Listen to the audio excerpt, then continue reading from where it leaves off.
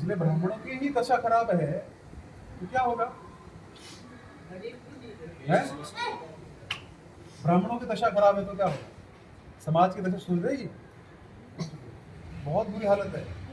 तो अर्जुन तो बेचारा तभी बोल रहा है कि अर्जुन सही बोल रहा है, वर्ण शंकर पैदा होंगे, उनको कुछ पता नहीं है। आज 2 लोगों को पूजा कराने भेजा था नासिक में, अब वो हमको फोन किए, एक का 21,000 में बात किया था, है ना, हमारा जान पहचान, हम तो लेता नहीं, हमारा थे कोई बड़े बेचारे बहुत पीड़ित थे, आज शनिवार है तो अमावस्या है ना, तो 21,000 भी ले लिया, बाद में फोन करते बोले प्रभु जी दक्षिणा मांग रहा है। कितनी मांग रहा है? बोलता 1,000 रुपये। अच्छा ठीक है, तो बेचारी दक्षिणा भी दे दी। उसके बाद बोलते चांदी का सिक्का ला के दो मेरे। अब वो कहाँ से जाए? हम बोले चुपचाप बोरे बिस्तर उठाओ, पूजा हो गए, भाग दो, हम बात करेंगे।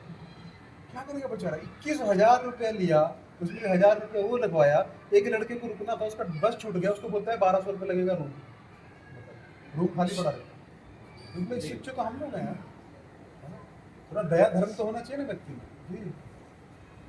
वेद व्यास से पूछा गया, आपने इतने सारे ग्रंथ लिखे, 4 वेद लिखे, 18 पुराण लिखे, उप पुराण लिखे, महाभारत लिखा, रामायण है, उपनिषद 108, कौन पढ़ेगा, किसको समझ? एक स्टेटमेंट में बोलिए धर्म की परिभाषा। वेद व्यास बोले दया ही धर्म। अगर दया नहीं है ना हृदय में, मेरा पेट भरना चाहिए बस, किसी को मिले ना मिले, क्योंकि मैं महान भक्त हूँ, मैं 64 माला करता हूँ, कोई फायदा नहीं। हृदय में दया होना, अगर दया नहीं, अगर हम इतना माला करके हमारे मन में थोड़ी सी दया नहीं पसीज रही है ना, तो हमको मर जाना चाहिए, हमें छोड़ देना चाहिए। दया दया दया दया दया ही धर्म का सार है, मूल है।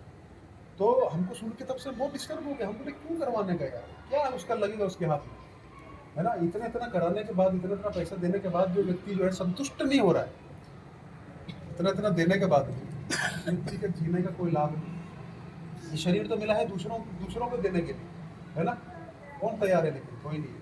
तो अर्जुन वही चीज बोल रहा है, प्रभु कौन समझाएगा, वर्ण शंकर पैदा होंगे, आपकी कथा भी होने देंगे, है ना, आपको नुकसान है, हो जाएगा, बड़े बुजुर्ग मर जाएंगे, तो बड़े बुजुर्ग बता सकते हैं, तुमको पता है कथा रुकवाने से क्या होता है ना। ऐसा कहा जाता है मनुस्मृति में बताया गया, मनु संहिता में, जो सारा धन जो है ना 2 नंबर से कमाया जाता है, वो 2.5 पीढ़ी में खत्म हो जाता है। अब देखिएगा, बड़े से बड़े लोग हुए, उन्होंने बहुत चोरी चकारी से धर्म कमाया, उनकी 2.5 पीढ़ी में खत्म हो जाता है, अगली 1 पीढ़ी, उसकी अगली पीढ़ी, जो तीसरी पीढ़ी होती है वो पूरा समाप्त कर दी। बड़ी बड़ी हवेलियां जो है ना, आज जाइए गाँव में खंडर है, कभी बड़े बड़े ठाकुर वहाँ पे बैठते थे, बड़े बड़े महल हुआ करते, जो किसी को चूस के, किसी को दुख दे के जो धन कमाया जाता है, वो धन जो है आपका नाश का कारण बनेगा, पक्की बात। तो ये होगा प्रभु, कौन बताएगा? वर्ण शंकर पैदा होंगे, और वर्ण शंकर ऐसा नहीं खाली यही ब्राह्मण भी वर्ण शंकर होंगे, तो ब्राह्मणों को अपना, ब्राह्मण को कभी भी मांगना नहीं चाहिए। पहले ब्राह्मण के पास जाते थे ना, मांग तो सकता ही नहीं ब्राह्मण, उसका सदत्व का नाश हो जाता है ना। श्रृंगी से ब्राह्मणों का नाश चालू हुआ, श्रृंगी ने श्राप दिया ना किसको? परीक्षित धर्म का राजा, धर्म से राज्य करते थे, बस उस दिन कली ने प्रवेश कर दिया।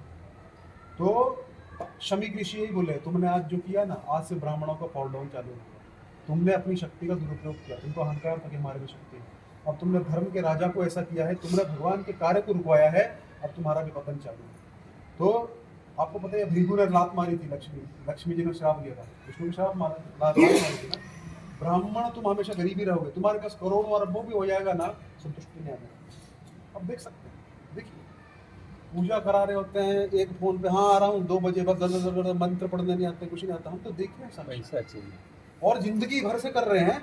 इतनी उम्र से थे ना तो ब्याह पढ़ने जाते थे, और अब बुढ़े हो गए। हमारे गांव में एक ब्राह्मण है, इतना था पैसा उसके पास, उसको खुद पता नहीं कितना है, उसके पिताजी करते हैं कर्मकांड में, बहुत पैसा मिलता है, पहले पैसा मिलता था, चीजें मिलती, इतना पैसा है। आगे उसका 2 पुत्र हुए, एक पुत्र जो था वो शास्त्री करके टीचर लग गया, उसके भी आगे 2 पुत्र हुए, एक जो दूसरा पुत्र था उसका पुत्र नहीं थे, 2 पुत्रियां थी, बेचारे ने बहुत मन्नत मांगी, बहुत मतलब इतने कर्मकांड किए उसने कि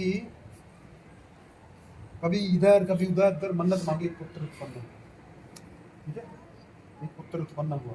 कर्मकांड वो ब्राह्मण ने कर्मकांड ही किए सारे दिन। अभी कोरोना के समय उसके पुत्र का विवाह था, है ना, कोरोना आ गया तो 2 महीने डिले हो गया, 2 महीने डिले हो गया, फिर से लॉकडाउन लगा, 2 महीने और डिले हो गया। उस टाइम बाई चांस हम भी गाँव में थे, हमारी माता का देहांत हो गया था, तो हम गए थे गाँव, लॉकडाउन लग गया, मुझे रुक गए, 1 साल गाँव में। तो उसके पुत्र का शादी था, पुत्र रोज बाइक से आता था कर्मकांड कराने, सब कराने, ये कर।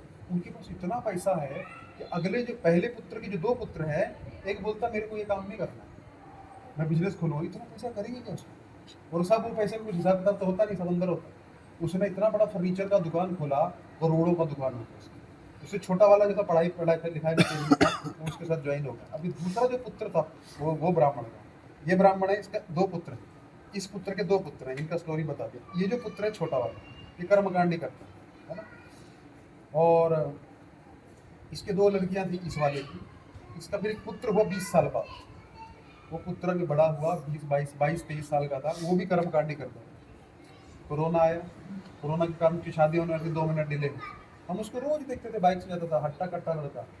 एक दिन उसको कोरोना हो गया, कहीं शादी पढ़ने गया था, तो कोरोना बोलता कोरोना हो गया, पॉजिटिव आ गया। उसको क्या किया, क्या बोलते हैं उसको, आइसोलेशन में लेके नहीं गए, घर में ही नीचे वाले रूम में रख दिया।